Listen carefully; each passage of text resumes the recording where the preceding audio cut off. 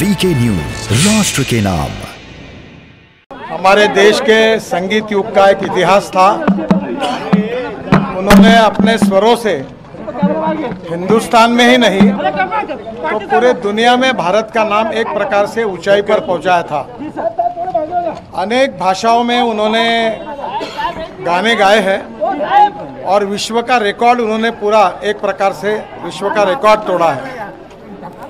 मेरे और उनके परिवार के और उनसे व्यक्तिगत रूप से स्नेह था, उनका बहुत प्रेम था हम सब के प्रति, और उनके जाने से देश की भी हानि हुई है, संगीत क्षेत्र की भी हानि हुई है, और पूरे विश्व में हमारे हिंदुस्तान को एक सम्मान प्रतिष्ठा देने वाली ऐसी वो गायिका थी।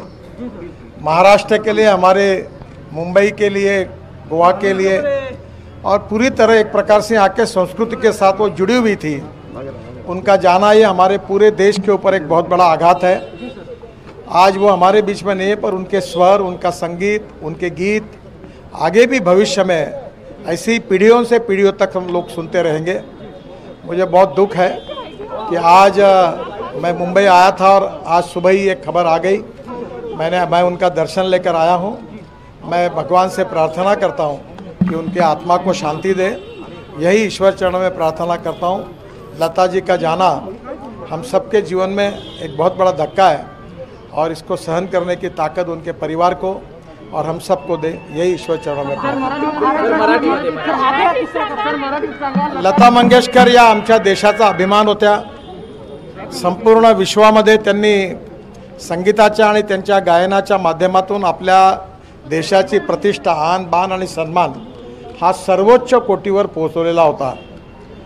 असं म्हटलं जायचं की लता मंगेशकर हे जगातलं 7वं आश्चर्य आहे। याचं कारण असं की त्यांचा आवाज हा असा होता की त्याला आम्ही कधी विसरू शकत नाही, आणि त्यामुळे वयाच्या 75 आणि 80 वर्षी देखील त्यांनी जो आवाज दिला होता तो 22 वर्षाच्या तरुणीसारखा वाटत होता। त्यामुळे त्यांचं एक असामान्य असं एक आश्चर्य होतं त्यांचा आवाज म्हणजे, आणि म्हणून हे 7वं जगातलं आश्चर्य असं म्हणलं जायचं। त्यांच्या जाण्यामुळे आमच्या सगळ्यांवर खूप मोठा आघात झालेला आहे। सगळ्या याच्यात महाराष्ट्राच्या मराठी संस्कृतीशी, मराठी इतिहासाशी, छत्रपती शिवाजी महाराज, स्वातंत्र्यवीर सावरकर या सगळ्यांच्या साहित्याशी, इतिहासाशी त्यांचा जिवंत संबंध होता, आणि आमच्या सगळ्यांशी त्यांचा जिव्हाळ्याचा संबंध होता। त्यामुळे एक आधार आमचा सगळा गेलेला आहे।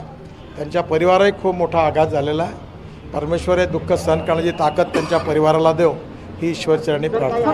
आपल्यासोबतची एखादी आठवण लता दीदींनी ज्यावेळी वरळी बांद्रा सीलिंग प्रोजेक्टचं भूमिपूजन झालं होतं, स्वर्गीय बाळासाहेब ठाकरे, प्रमोद महाजन त्यावेळी उपस्थित होते। त्यावेळी सावरकरांचं जे गीत होतं, सागरा प्राण तळमळला, ते गीत त्या ठिकाणी हृदयनाथ मंगेशकर आणि मंगेशकर परिवारांनी गायलं होतं। त्यावेळी लता मंगेशकरांनी त्याबद्दल खूप आनंद व्यक्त केला होता, कारण स्वातंत्र्यवीर सावरकरांच्या प्रती त्यांच्या मनात असीम श्रद्धा होती। त्यामुळे मी त्यांच्याकडे वेळोवेळी अनेक वेळा गेलो। नागपूरला खूप सुरुवातीला 1962 साली त्यांच्या कार्यक्रमात गोंधळ झाल्यापासून त्या नागपूरला येत नव्हत्या, पण मी त्यांच्या मागे लागलो। नागपूरला त्यांना आम्ही नेलं, त्यांचा मोठा सत्कार केला, आणि त्या नागपूरला पहिल्यांदा आल्या। त्यामुळे एकंदरीत त्यांच्याशी पारिवारिक संबंधही होता। त्यामुळे त्यांची जाणे म्हणजे पारिवारिक हानी अशाच प्रकारची भावना आहे। परमेश्वर त्यांना त्यांच्या आत्म्याला शांती देऊ।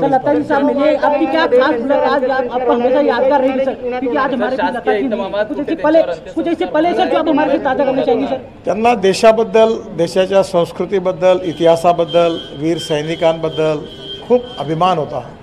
ए मेरे वतन के लोग हो हे त्यांचं गीत त्यांनी मोदीजींच्या उपस्थितीत गायलं होतं, आणि म्हणून हे गीत तर आम्ही आयुष्यात विसरू शकत नाही।